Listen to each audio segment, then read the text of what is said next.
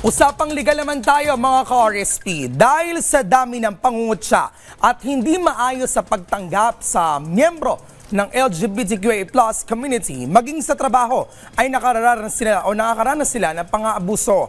Alamin natin kung legal ba ito.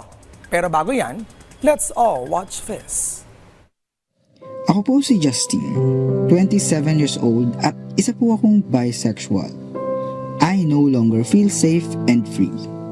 5 buwan na po kasi akong nagtatrabaho. Nung una, maayos naman po ang pakikitungo sa akin ng aking boss at mga katrabaho. Ngunit noong isang beses na mabanggit ko sa kanila ang tungkol sa aking sexualidad, ay madalas na akong makatanggap ng pangungutsa at pangmamaliit. Kagaya na lamang ng pangkakantsaw sa akin sa mga lalaki kong katrabaho. Sa sitwasyon ko po na ito, naramdaman ko po na kakaiba ako sa kanila. Dahil pati ang trabaho ko ay naaapektuhan na rin.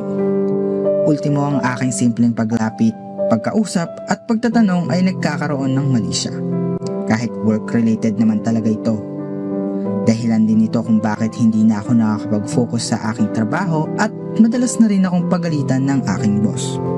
Iba na rin ang trato nila sa akin, attorney. Legal ba to? Naku, napaka-emosyonal naman po nung nangyari sa kanya. Pero pag-usapan natin, mapasama natin dyan si Atty. Ruel Ilagan para sagutin kung legal ba ang pangaharas sa isang miyembro ng LGBTQA+ community sa trabaho. Good morning, Atty. Ruel, and welcome back all the way from Siquijor ba? Iloilo, Visayas. Kamusta naman naging biyahe mo, attorney? Masaya naman at naging successful kasi na-meet ko yung mga lawyers in Visayas. Ayun, Integrated Bar of the Philippines Yes. pa din. Grabe talaga si attorney, napakasipag. Pero ano po ba, attorney, ang mga halimbawa ng harassment sa trabaho na kadalasang naranasan ng mga empleyado, ng miyembro ng LGBTQIA+ community na may kinalaman sa kanilang sexual orientation? Okay, so bago ko sagutin yan, mabati muna ako sa inyo isang mapagpalayang araw sa inyong lahat. Saktong-sakto yung topic natin today, of course also in the celebration of Pride Month. Okay? Ang topic natin is sexual harassment in workplace against LGBTQIA+. Okay? So madaming paraan or violation na nangyayari sa workplace. It can be in the form of discrimination, okay? In terms of recruitment, okay? Promotion and work opportunities. Pang-ari din katulad dun sa reenactment, panghusga, pangkukutsa, basically lahat ng mga acts nakakaapekto sa empleyado sa pag-perform niya sa trabaho niya just because of his or her sexual identity or gender orientation. Okay, I might establish some of my biases here since I'm a member of the LGBTQ+ community. But before that, I want to know first, or we want to know, ano yung mga umiiral na batas ng Pilipinas na nagbibigay proteksyon sa community na to? Okay, unang-una sa Constitution natin, Article 2, Section 11, sabi niya, the state, of course, values the dignity of every human person. Ayun pa lang. Yes, and guarantees for respect for human rights. Okay? Mayroon tayong batas dahil dito, unang-una yung Anti-Sexual Harassment Act of 1995, but it was now amended and expanded. Okay? Ngayon is RA 11313. Dito, nilaglagay yung gender-based sexual harassment in workplace. At included na dito, of course, yung members ng LGBTQIA+. The whole gender mismo. Yes. Okay. Meron din tayong tinatawag na Safe Spaces Act. Pwede ba yun, attorney? Ito yon yung RA 11313 or Safe Spaces Act or Anti-Bastos Law.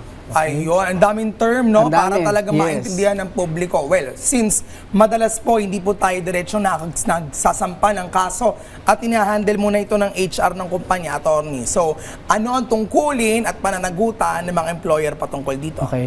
Sabi sa batas, yung pananagutan ng employer, malaki yung pananagutan niya sa batas. Okay? Sinasabi sa batas na kailangan yung employer mag-provide ng safe working environment for the employees. Okay? And if there are cases of sexual harassment, dapat may committee on decorum, may investigation na i-create ng employer. Aside from dito, dapat yung employer nag-create ng conduct or policies regarding sexual harassment and also information dissemination sa mga empleyado about this law and sexual harassment against LGBTQIA+. Ayun. Well, attorney, kung hindi na kaya internally, paano naman makakapagsampa ang member ng LGBTQA+ community laban doon sa ginawa sa kanyang karahasan, halimbawa? Okay, internally, syempre dapat sa HR, di ba, i-report mo, tapos mag-create ng investigation. But there are instances na nagaganasan ng empleyado, parang di na rin safe, di ba, na magsumbong ka sa HR mo. So you can file cases, criminal cases, kasi nakalagay Okay. sa batas, pag violate mo yung Safe Spaces Act, may karampatang parusa, criminal Ayun. case Bayad siya. at kulong yan. Bayad at kulong. So you can Ayun. file a case before the prosecutor's office. Attorney, ano mga posibleng factor kung bakit may nakaranas na harassment, no? Siguro, hindi lamang sa LGBTQ plus community, pero siguro all genders. Yes. Tapos ang nangyayari, hindi pa formal na makapag-file. Okay. May sexual harassment kasi unang-una nakikita mo na may difference as to the status or hierarchy ng tao. Okay. Mayroong mas mataas, mayroong mas mababa. Okay? So may patriarchal basis pa rin ba ito, Mayroong attorney? patriarchal Okay. basis. Ayun. Okay? And pangalawa, of course, lack of respect. Okay? Naintindihan natin na may iba-iba tayong pananaw sa buhay, but nanggagaling lang to sa lahat na hindi natin nare-respeto yung kapwa-tao natin. Ayun. Attorney, of course, the cabinet or the government agency concerning this is the Department of Labor and Employment. Yes. So ano ba ang gampanin ng DOLE dito para masiguro natin na nabibigyan ng hustisya on a certain harassment or violence case para sa kung ano man gender, Yes. specifically for LGBTQ plus community in the workplace? Malaki yung role ng DOLE, Okay. okay, for private employees. Sabi nga natin, nakalagay sa batas na dapat mag-create ng safe working environment and mandated yon by law. Okay. And sa mga government offices naman, we have Civil Service Commission. And the Civil Service Commission also adopts the Safe Spaces Act. So, malaki yung role na ginagampanan ng Civil Service Commission and also the DOLE in terms of implementation and also handling cases violating the Safe Space Act or yung sexual harassment acts committed by individuals. Okay, attorney, since it's Pride Month and syempre ito ay buwan ng mga LGBTQ plus community, mga mahal natin, we welcome of course and affirm to all genders. Attorney, we have been, kumbaga na-archive na kung kadalasan ang SOGI bill or Sexual Orientation, Gender Identity and Expression Bill. What are your thoughts about this? Should this be passed? Enough ba ang anti-bastos law? Hypothetically, attorney, what are your thoughts on this? Okay. SOGI bill, ang tagal na nating pinaglalaban, Okay. of course. Sana ito yung pinaka-ideal na batas to address all forms of discrimination. Okay. Unfortunately, there are a lot of issues surrounding it. But Ano yung attorney? personally, Just because traditional ba tayo, konserbatibo? traditional and of course, we have religious also factors. Di ba nakalagay yan sa ating batas, the separation of the church and state shall be inviolable. Paano ba, attorney, paano ba Yes. natin pwede himayin at mapaglaban ng Yes. SOGI bill in case? I'm sorry if I'm applying my biases here.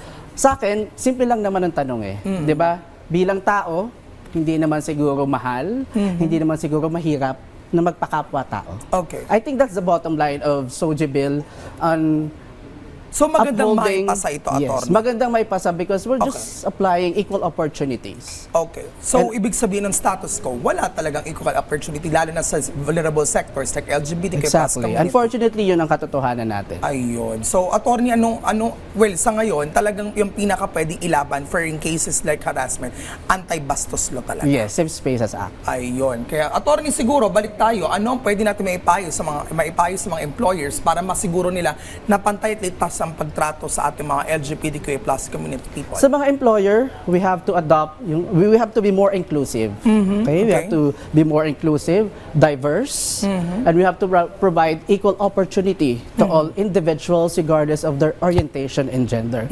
So at the end of the day, we're human beings. We just have to respect each other.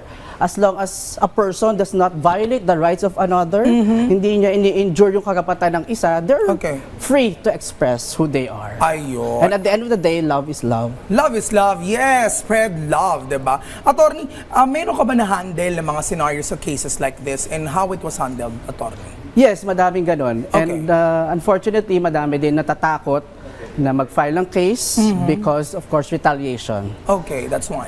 That's one retaliation, natatakot sila na pag nag-file sila, maaring maka-affect yun sa livelihood nila or balikan sila ng employer or kung sino mang gumawa sa kanila. And record sa kanila yung kapag sa character references. Yes, na character ganun ginawa. references. Ayun. But yun nga, we have to make sure and to have to inspire them na may batas tayo that will regulate all these things at hindi masama na sabihin natin ang katotohanan at hindi masama na ipaglaban yung karapatan nila. Hindi naman masyadong naabuso ba? Yung iba yung paggamit na anti-bastos law? Hindi naman. In fact, yun sa anti-bastos law, hindi lang siya applicable sa workplace. Okay. Meron din online Ayun. harassment, applicable yan in public places also. So for example, naglalakad ka, so sinabi ka na bakla o kaya yung babae, sinisipulan, dahil ang sexy, Oo. covered ng batas yan. Basically, Ayun. lahat ng form ng pambabastos is covered by the safe spaces. Kaya anti-bastos law siya.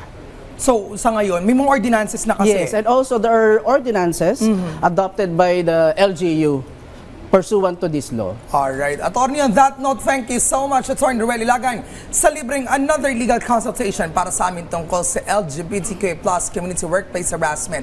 Abangan ang susunod natin pag-uusapan next Wednesday dito sa Legal Ba?